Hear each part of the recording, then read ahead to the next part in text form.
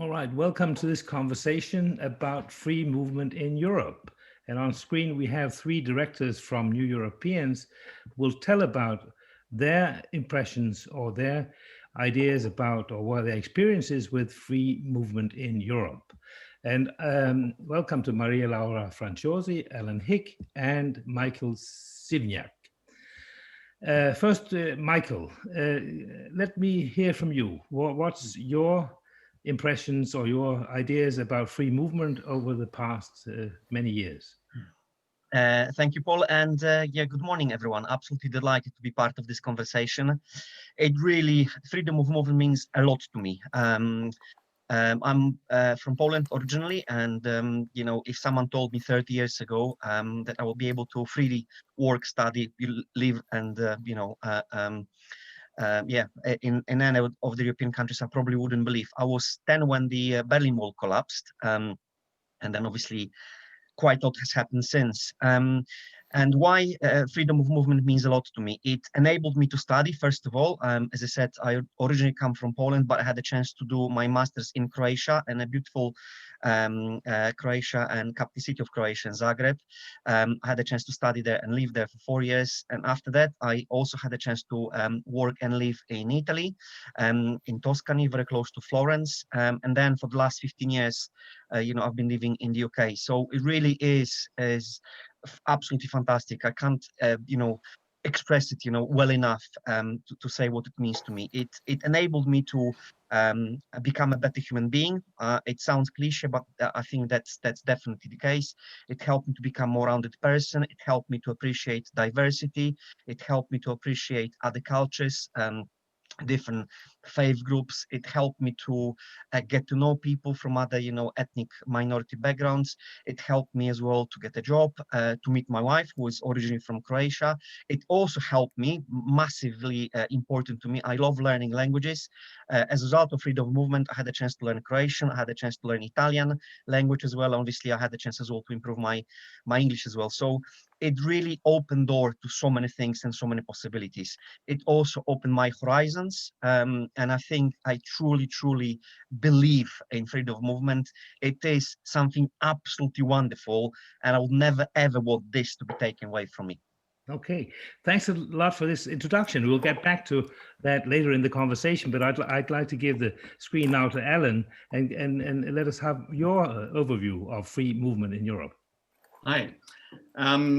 Well, I'm old enough to remember how life was before free movement in Europe. When I was a kid, every summer we would travel to visit my grandparents in France. And I remember very much leaving Dover by ferry was always an adventure.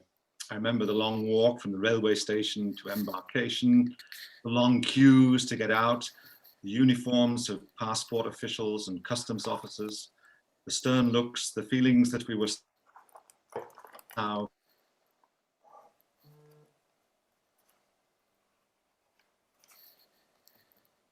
the queues were longer, much longer. The uniforms were more numerous. The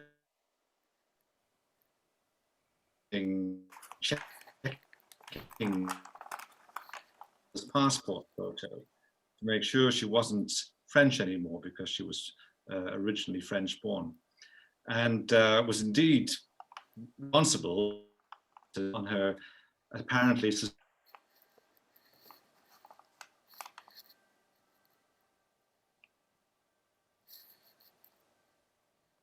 suitcase and bag at customs control by another uniformed guard with a piece of white chalk in his hand to tick each bag that had been cleared of any legal importing of nice creamy camembert or juicy saucisson.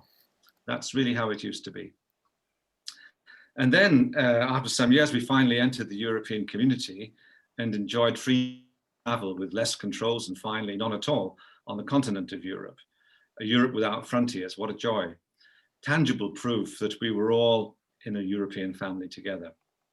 Indeed, I was, because my mother was originally French, my wife Italian. So free movement for me and us, and no worries about residency and family union, wherever we lived. Real freedom, family freedom, personal freedom, to love and to be loved fear of men in uniform checking our right simply to be with each other. Mhm. And then there were my studies and work. What a pleasure. What a pleasure that I could spend a happy year in France as an English language assistant in a French grammar school. What a tremendous privilege that I could spend 3 magnificent years preparing a doctorate in Florence at the European University Institute, along with other pioneer EU students.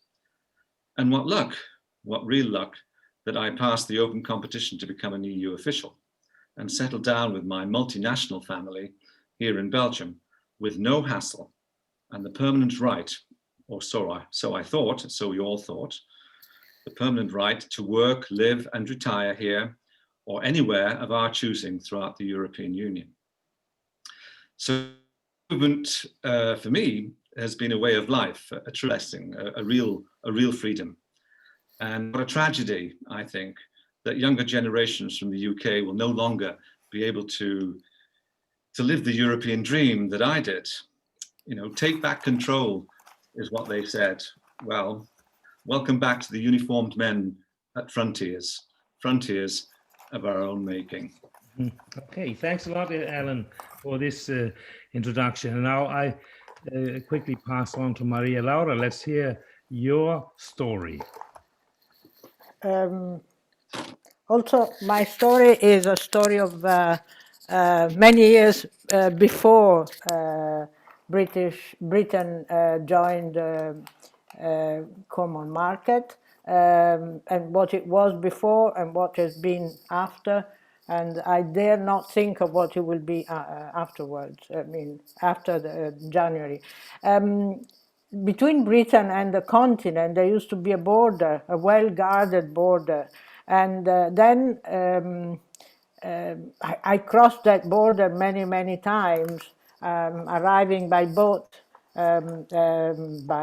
after a long train journey from Rome when I went to Britain to study, and then when I was hired as a lecturer at the London School of Economics. It was during those years, the second half of the 60s, that I experienced a great interest of Britain for the common market.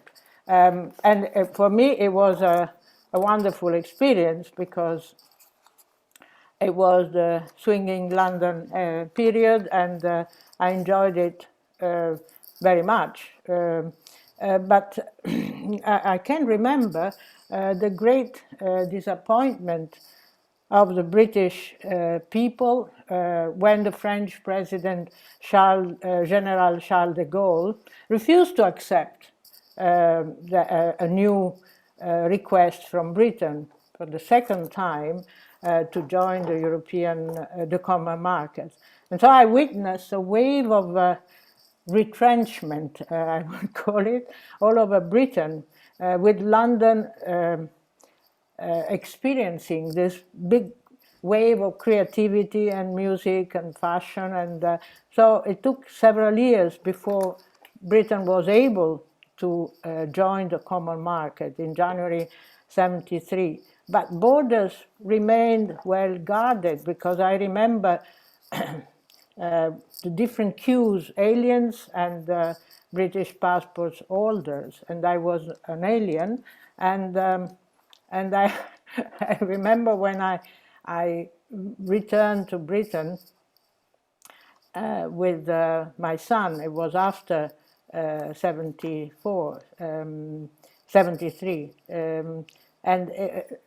and I remember traveling with a child, my child, who was born in Rome, and since his father was British, he had British nationality, so he had the British passport holder queue, and I was alien.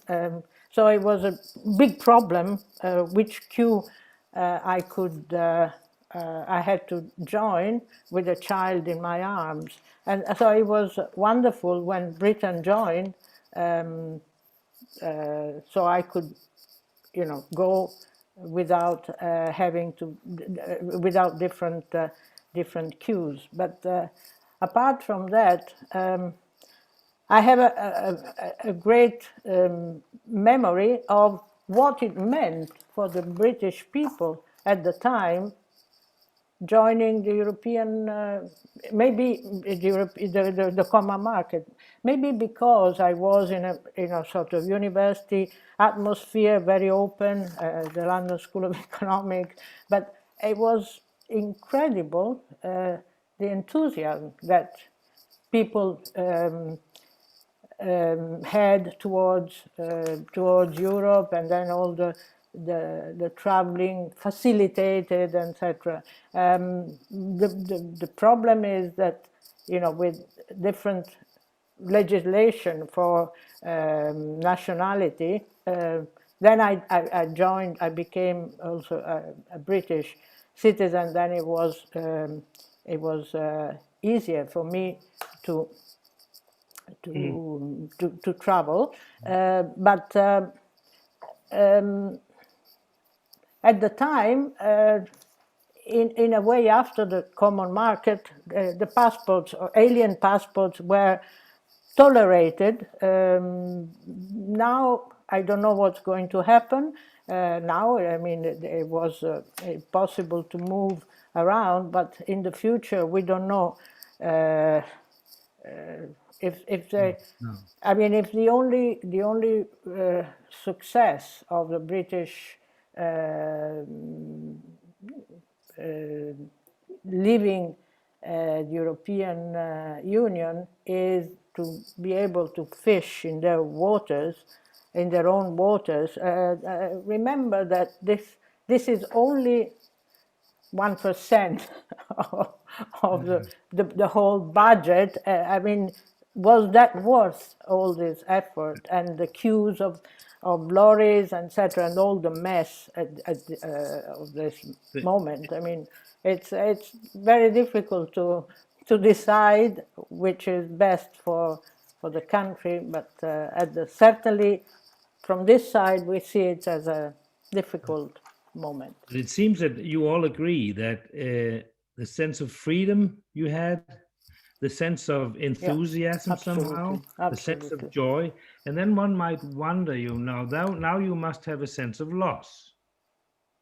And I think why? yeah. But the interesting thing is, why didn't all young people manage to get that feeling of joy and enthusiasm when you were studying? You must have had fellow students. Did they all have that same feeling? And what about young people today? I mean, are they the hope for the future? What can they do?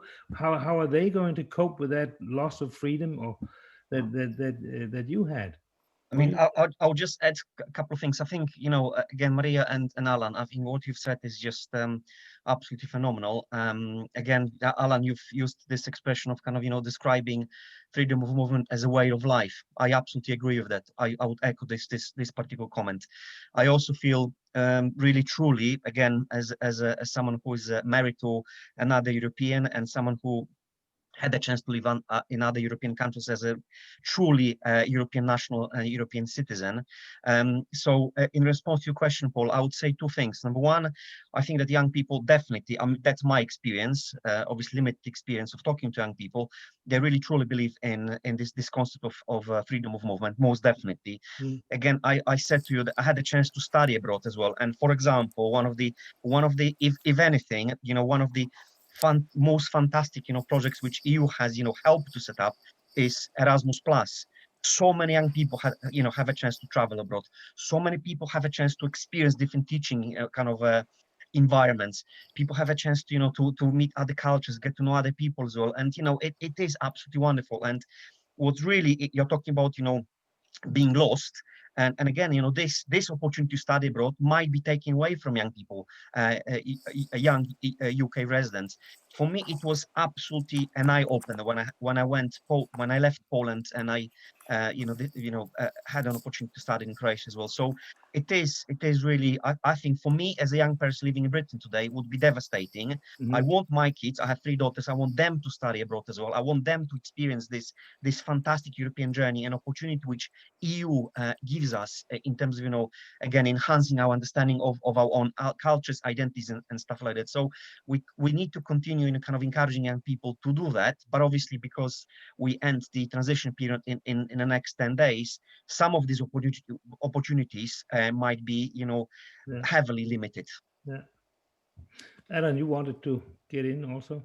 Yeah, well, just simply to say that I was a student actually in January 1973, studying European studies. So, I was in Norwich, and a lot of us obviously had a lot of enthusiasm about entering the common market, the European community. And as I've commented, I mean, it did become a way of life. It already was to a degree, because my mother was originally French.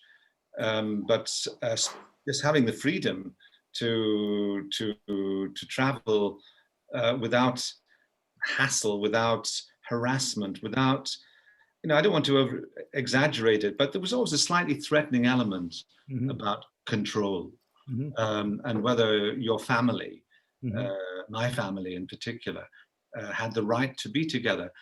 This is not right. It's just not right.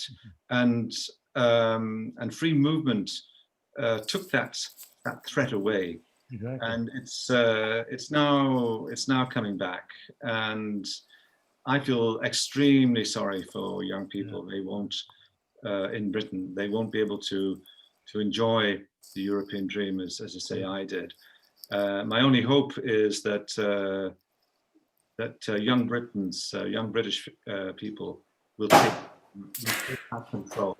I'll repeat that young British people will take back control in the folly of their older political parents, and come back and restore free movement and hopefully renewed membership of the European Union. But you probably also remember in the old days when you had to go to East Germany, how threatening that was. Crossing from West Germany to East Germany. That was really something where you were really afraid. You had to wait there in line for hours, and they took your passport, and you didn't know when you got it again. And they came out and looked at you as you were a third-rate criminal. I mean, that was a fantastic experience. I mean, some terrifying experience actually, and where one would wonder that just go, if I want to go to this afternoon to Italy, well, now I can't with the pandemic maybe, but I would be able to take my car and then just go. I mean, that's a fantastic freedom, isn't it?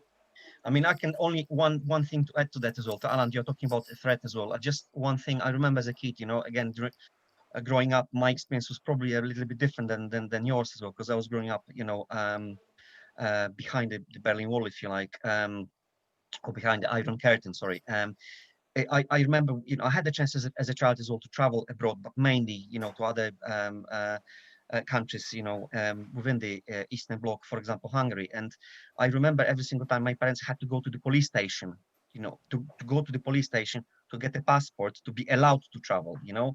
Again, you're talking about the threat. This threat has been taken away from us, luckily, and then this, enable us to, to work, live, and study in other countries as well. So it is a shame that, again, just looking from the Polish perspective, 1989, and now it's almost 2021, and some of the stuff is unfortunately coming back. So again, it's one of my one of the things which is the closest to my heart. I think freedom movement. It's just absolutely wonderful. But my question to all three of you is, why is it so difficult to appreciate what we've got? I mean, why we think about it? Freedom is one thing, but a lot of things that we've got, but we fail to appreciate it in time. Well, I mean, because I think because we had it, and people considered, particularly young people, somebody has mentioned Erasmus, etc. For them, it's natural now. So what will happen afterwards, we don't know. Probably there will still be possibility of traveling, etc. But with constraints. I mean, and this is what people don't like. Probably. Probably it's I don't think many people have realized what it means. No. To But my question to our generation or your generation, Maria Laura, did you fail to tell people that now remember this? You don't take this for granted. well, well, I mean, I see the difference also in Britain. I mean, I go to Scotland. My husband is Scottish, and so there is a difference. They seem to be much more favorable to integrate to freedom of movements and without considering, you know, economic issues, etc. And so it's a strange thing. Also the difference in the referendum was minimal. And I think people don't. I remember at the time when there was this, there was a referendum for joining the common market or not, and the main point in that campaign was the price of butter will go up. And I said, well, I mean, come on, you have oil.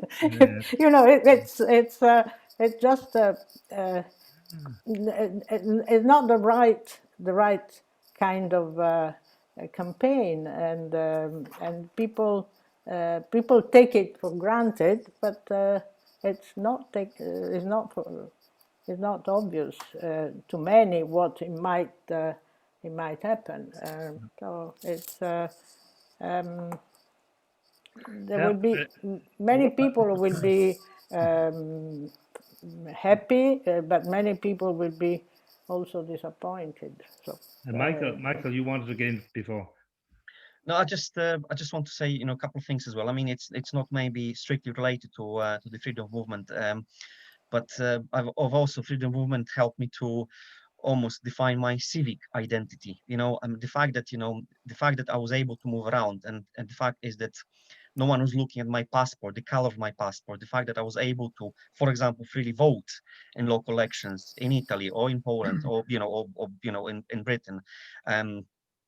I can't again express it enough. You know, it really meant so much to me. I kind of felt like not only a European citizen, but also not as a second-class citizen. And in response to your questions, Paul, I would say a couple of things. Even though that, you know, today is not a kind of a political discussion, but I definitely think that there was the narrative, you know, 4, 5, 6, 7 years ago, maybe in the last, definitely 5 to 10 years, you know, the narrative around immigration, maybe stuff around, you know, Maria mentioned economy, the demography of our towns and cities might have changed quite a lot in some places across Britain. So, you know, some people I know that they were quite reluctant, if you like, to accept it. Again, a lot of people are talking about, you know, so-called, and I really don't like this expression, but people talk quite a bit about cheap labor as well. People coming from other European countries is kind of almost to flood, you know, the UK or European market as well. This definitely, I think, in many ways, meant that quite a few people were kind of maybe starting to feel a little bit, again, we've used this expression before, maybe threatened. Also, I feel that the rise of populism in Europe today, again, is playing a huge part. And we are far too often, I think, these days, we're concentrating on negatives, and there are always challenges and issues. Europe as a concept, you know, is not perfect. There isn't such a thing as perfect concept, perfect project, or perfect political system. And I think this also, means that, you know, quite a few people are feeling a little bit apprehensive. And I agree with you. Why, or how do we turn Europe into a more optimistic continent? Is that possible? I mean, that would be wonderful if you think about it. How exciting the continent is, the variety, the diversity, the cultural diversity, linguistic diversity. It's fantastic. But how do you get a positive mindset around that? Well, can I say something? I think one very important point is to stress on the cultural side, because the culture really unifies, even if there are cultural differences, but the culture unifies, like I mentioned swinging London period. I mean, that was wonderful period because everybody wanted to come to Britain because of Beatles, because of the marijuana. I mean, because of this culture, Right. and probably again, I think young people will force this kind of new wave of moving around, and they will certainly push to change the sort of rules which are now coming back. But I am sure that there will be an enthusiastic wave of young people who will want to have Europe to themselves. I mean, as it was before. Sounds promising. And From Ellen, Britain and from Europe also. So. Ellen, you wanted again. Yeah, I just simply to repeat the obvious that young people in Britain didn't vote for splendid isolation. I mean, young people, those who voted overwhelmingly to remain in the European Union and to exercise free movement. I think a lot of us have been reminiscing, actually. It's quite interesting how free movement is linked to our youth and to our first loves and relationships and people we got to know. And it's not old-fashioned. It's quite the opposite. It's something that a freedom that young people, especially, not only but especially, have been able to enjoy, ourselves included. And it's just a shame that as I say, will come to an end. It's not just a matter of free travel, of traveling without passport controls. Even so, that was very unpleasant, I think. But freedom to live, freedom to be European, and that for me is the big loss. That you're not free to be European anymore, in a real sense of living, working, being, having relationships, being with people, and. That for me is really the tragic thing. But I'm very optimistic that the young people will take back control and will come back to assert their wish for free movement. The other thing, of course, is that free movement, for those of us who enjoyed it, of course, was an additional freedom. It wasn't as if it was one freedom restricting another. It was additional, and this idea of more freedom through Europe was never really, I think, expressed properly. It's not as if we restricted the freedom of British to force them to become Europeans. No, it was an opportunity to have more, to be British and European, to be from the Northeast and from Florence. Wonderful opportunities. And of course, what the Brexiteers, without becoming too political, what they did, what they managed perversely, was to link this joy, this freedom of free movement, to the threat of illegal immigration, to the threat of being swamped by 60 million Turkish citizens, to being overwhelmed by asylum seekers, to lose jobs to those who are exercising posting of workers. This was totally different to free movement. But if we bring it a little bit back to your personal stories, Alan, you're married to an Italian. Italian. Well, I can go back further if you wish. From the stories that my father told me when I was attempting to get French citizenship. My mother married my father. My mother was born in Paris, French citizen. She married my father in 1950 in Britain. Every weekend in those days in Britain, as a married woman, she had to go, as a married foreigner, she had to go to the police station, accompanied not by her husband, but by her mother-in-law, to prove that she was a lady of virtue and not just somebody trying to get a cheap entrance into Britain. This was really very threatening, and it's the reason, in actual fact, that she quickly moved to get British citizenship, thereby, without her knowledge, losing, unfortunately, her French citizenship. So she lost actually something very precious because of the restrictions at the time. And that has had an impact on me, to be honest, because despite the fact that my mother was obviously French, she is not legally considered, she's died now, she was not legally considered as being so anymore, because she was forced to lose one citizenship to get another in order to stay with her husband in peace and to bring up a family in peace.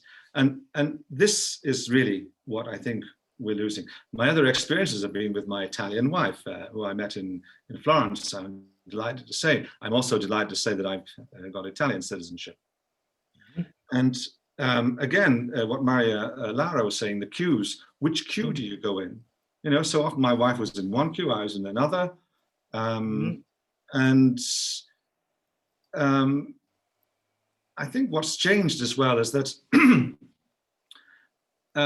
in the 30 years ago, 40 years ago, people in Britain we met were really interested in the fact that my wife was Italian, or my mother was French. They were curious. There was joy in getting to know another culture, another personality, another history. And I think that's lost now, or it seems to be lost. There's more retrenchment, more I know, suspicion, possibly. Maybe would you reveal what it has been like to be married to an Italian woman? Sounds fascinating to me. Well, it is fascinating, and in many ways, I've become Italian myself, and I'm proud to be so. I love many things about Italy, but that doesn't mean that I lose French that's in me, the British that's in me, the European that's in me. It's win, win, win, win. It's just more and more freedom, more and more enlightenment, and that's the shame. I believe Maria Laura is you're married to a Scottish. A Scottish, yes. What does he think? Well, he became Italian. I mean, became in his mind. He became Italian. Then it took a long time before he could take Italian citizenship. And I remember how many times we had to go to the consulate. And then I decided also I could become British. And the first thing I had to do was to swear allegiance to the crown. Which never happened before in a Scottish family, so you know it's very funny. But I remember as soon as I got British citizenship, I got a letter. We were living in London, saying that I should. I had been chosen to go to court. Because of being part of a jury. And, you know, I was so pleased. Everybody was saying, oh, poor you, poor you. But I was so pleased because I was actually doing a kind of service to the country of my... So, and it was, luckily, was not a complicated story, so it didn't last many days or months. But I could then learn more, you know, from, you know, inside this little group, how people reasoned, and they were all very surprised because there was a foreign woman, although, you know, with a British passport, taking part in a jury. And so I even wrote about the story, about my experience, because I thought it was you know, once you become a citizen, you have all the rights all the duties, but also all the rights, and that was very positive for me. And the right is also that was a duty, but also all the rights of being able to to join the right queue if you have a child, which is a different nationality in your arms. I mean, Maybe it we was- should focus more on European love relationships. That could make a big difference, couldn't it? I mean, people getting married across cultures. And absolutely, you I'm can. Yeah. curious. I'm curious to hear a little bit, maybe a few impressions from you, Alan. What did you get from Italian culture? An awful lot. Tell us a few other things that you appreciate, that you think that enriched your life. Well, art, history, politics. To be honest, again, I don't want to be too political, but I was always a pro-European socialist. It was rather difficult in Britain at some stages to be all three. And Italy, it was so simple, and I discovered a whole Italian culture of liberal socialismo, All right, yeah. of the Rosselli brothers. We've talked about this another time, you Europeans, of how you can be progressive of the left and pro-European. I was very, very privileged to get to know Altiero Spinelli and learn so much about federalism. Yeah. I used to love in Florence going in those days every Sunday free into the Uffizi galleries and just look. I still got. You might see. I'm not sure if you can see the picture behind me. Yes. Of the Birth of Venus, my favorite painting, Botticelli. Mhm. Where do you every Italian city is different. Yeah. Every region is different. So many different personalities.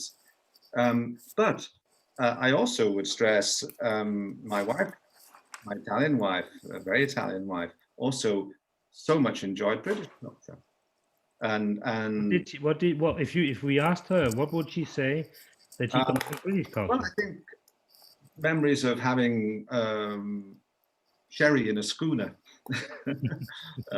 which we did in those days, going to a local pub, the countryside, the stately homes, the friendliness and neighborliness of people in the Northeast where I come from, the first footing at New Year. There is much. It's not one-sided, of course. No, of You learn course. so much and enjoy so much more out of life by having free movement. Yeah. And to get back to it, and I really hope that we will, that younger generations will be able to enjoy it again. And Marilla, for you, for learning from Well, Scottish.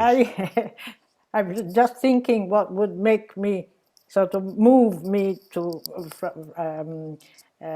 from the culture of my acquired country is the music of bagpipes, which obviously, I mean, being often in Scotland, it's a very kind of moving music to me because it means a lot of things, and so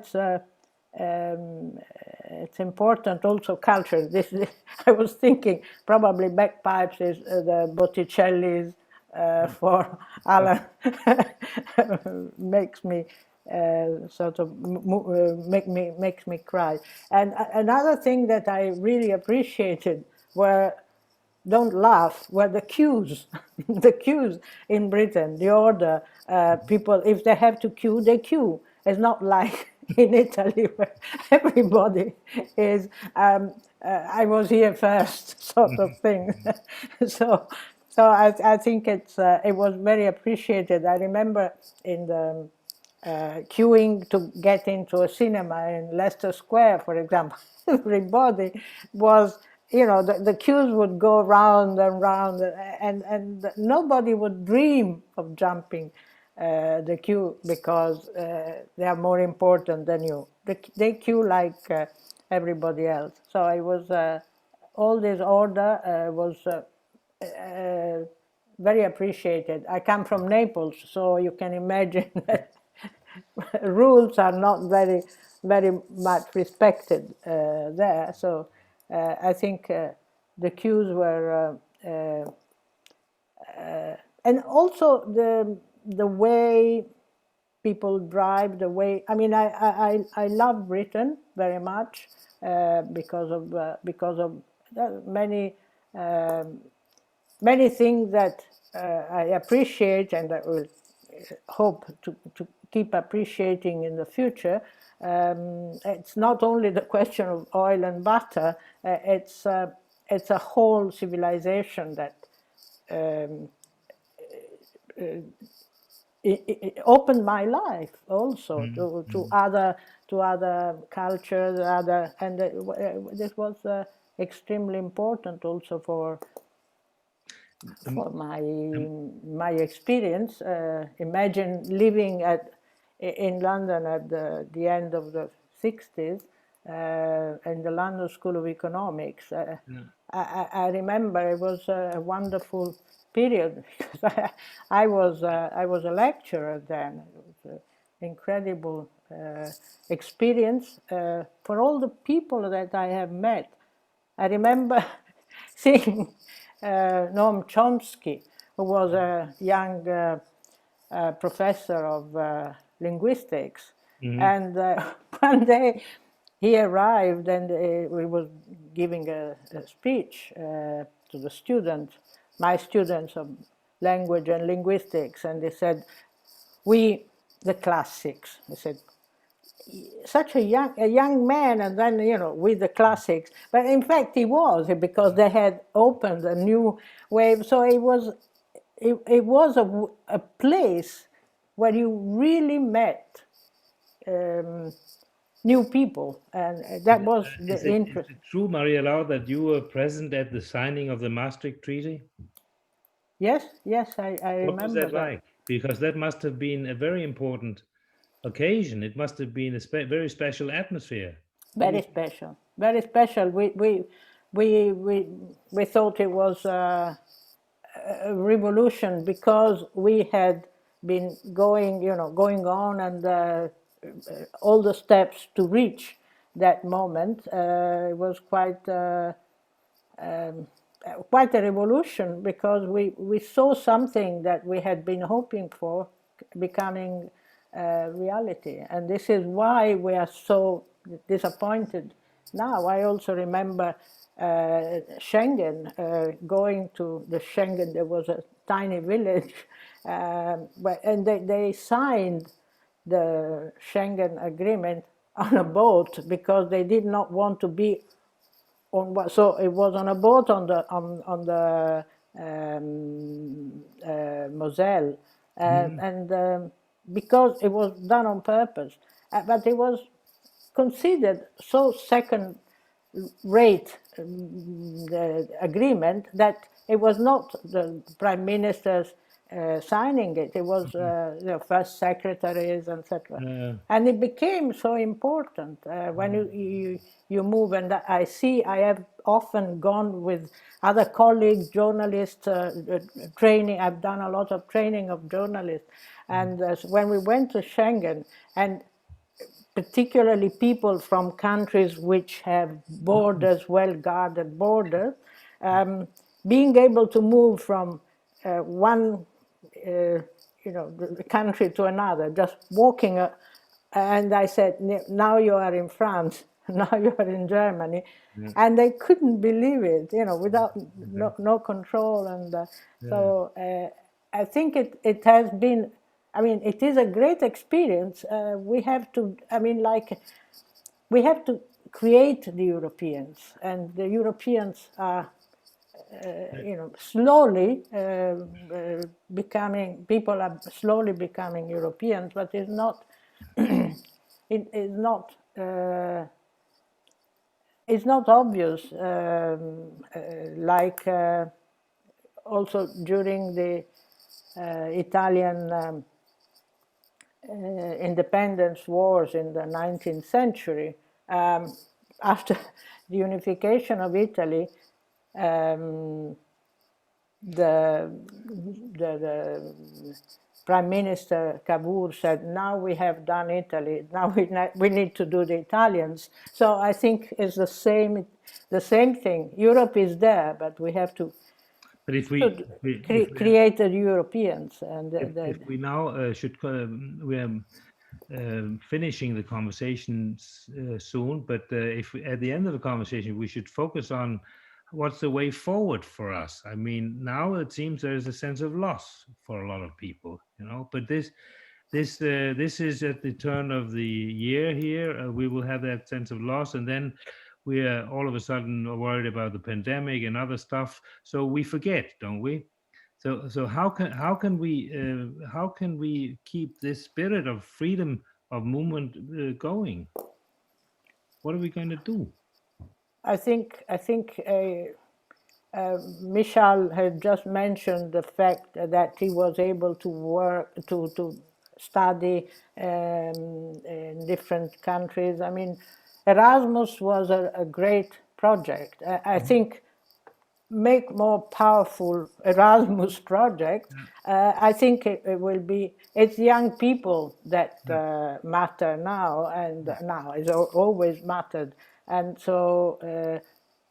Teach them a little bit of what it meant to be free to move, and even the young people who will not experience this freedom of movement from Britain. I am sure they will find there will be European projects that can also involve people from other countries. I think it will be.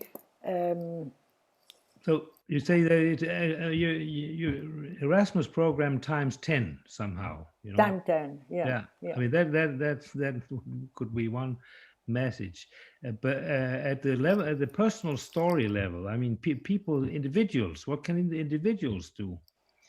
I mean, we've talked about in this program about your personal stories. So I think that this is an interesting angle, the role of the personal story. Ellen, what you have any idea what to do at a personal level? Yes, young people should take things into their own hands, and exercise free movement, irrespective of attempted frontier controls, and that should be facilitated, I think, by lots of bilateral agreements. I studied when I spent a year in France at a French grammar school. This was actually before Erasmus. Erasmus came later on. Erasmus is a great project, but you could actually, as members of the European Union, still go and study abroad before.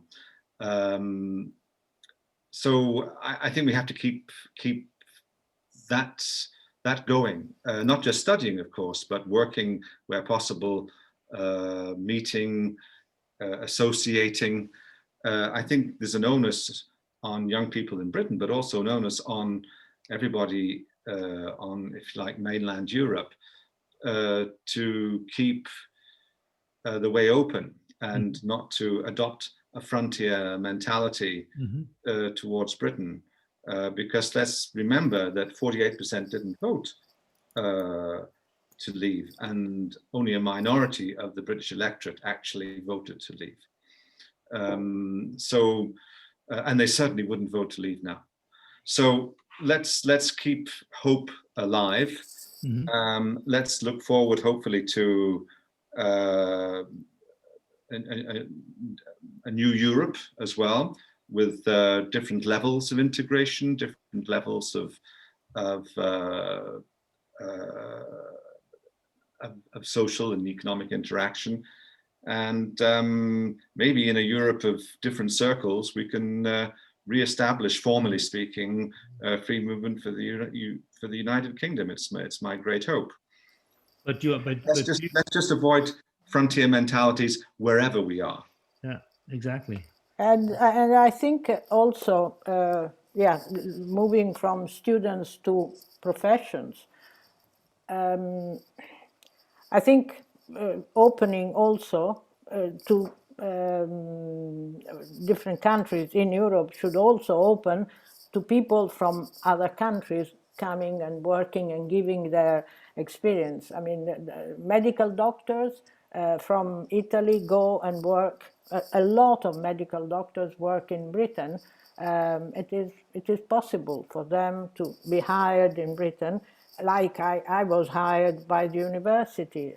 You know, I was. It was incredible for me that they rang me up to say you're hired, and so I, you know, and opened, but it would not have been possible. The same thing for a British to come to Italy at the time. So so open. Also, Italy now is much more you know, closed to accept professions from everywhere else in Europe, and this should not be the case. Okay, we have in Italy we have a problem of unemployment, maybe, but I mean, you know, we should go for the best professionals, and this is what Britain has always done. So we should open to movement of people working and moving around. That is my Europe, and it seems that the future will be both physical and virtual. And I mean, the virtual world has no barriers. So I think there people can move at breakneck speed virtually. So it's more like the physical world that there'll be difficulties. Yeah, it will be different. Yeah. But for me, uniting around something that everybody can relate to, like health, I think everybody can relate to health. And I think also everybody will have to relate to climate. That could be something that we need to move fast on, both virtually and physically. And I think that's their young people can really have a common cause and work together, no matter where they are. Well, let's hope this new enthusiasm for climate will, you know, bring good results, because and will reunite Europe. I mean, the climate is much bigger than Europe, Exactly, clearly. But also, I see the super interest that there is among some young people for new space projects, etc. This is a wonderful thing, that you could not be part of a space project if you are just one country. I mean, the whole of Europe, and this is what's happening, is has to get together and bring new projects out, and the medical, as you say, the medical sector. Look at all the efforts that have been put into creating a new vaccine. You know, I've written quite a lot about vaccines, and I see so many, you know, joint efforts going on. You know, different countries, and it's a wonderful experience, that one. Well, I mean, in terms of free movement, what will happen when we have the next pandemic? I mean, yes, I mean, also it's will we have less restrictions next time around? yeah, because probably people will know how to face up to the problem, and like now with the vaccine, I mean, developing a vaccine in a few months after all. It has been an incredible effort, but because so many research centers have joined forces, and probably this is the way forward, trying to work together, whether even if physically it is difficult to move around, work together, in laboratories, etc. I think science will not be able to stop. I mean, it will have to go on. Obviously not. Yeah. And it will have to go on the way it is. It is going now, and with a lot of very good results. Clearly, we need capital, money to do all this. But like with the vaccine, Europe managed to get quite a big effort, also financial effort, around this enterprise. And now we have the vaccine, and this is a wonderful achievement, in my view. Very, very important. Now we're getting to the end, and this is New Year's, close to New Year's. So you will be able to now express New Year's wishes to all of Europe. New Year's Wishes. Wishes for the new year. Yeah. To try to understand each other. This is important, to talk to each other and understand each other. I think it's a very important thing. I mean, this is not close the minds and listen to what your heart is dictating to you, more than what your political forces, etc. What you want is what your heart decides. Even if it means moving around, going to another country to find your husband or your wife, it's important because because you like the country, you like the people, and therefore it's important to move around. So better conversations, more listening, and more listening to your heart. That's your New Year's wish. Exactly. And Ellen, do you have a New Year's wish? I have a wish. I have a slight fear as well. 2020 has been a very difficult year, obviously, but we're still in the middle of a pandemic. We're still under shock. When that recedes, hopefully, the consequences, the economic and social consequences of the pandemic will be felt throughout Europe, throughout the European Union and in Britain. Yeah. And there my fear is when there is true economic and social hardship, which hopefully the European Recovery Fund will and other things will help reduce, but when there is true economic and social hardship, that we don't fall back into nationalistic, jingoistic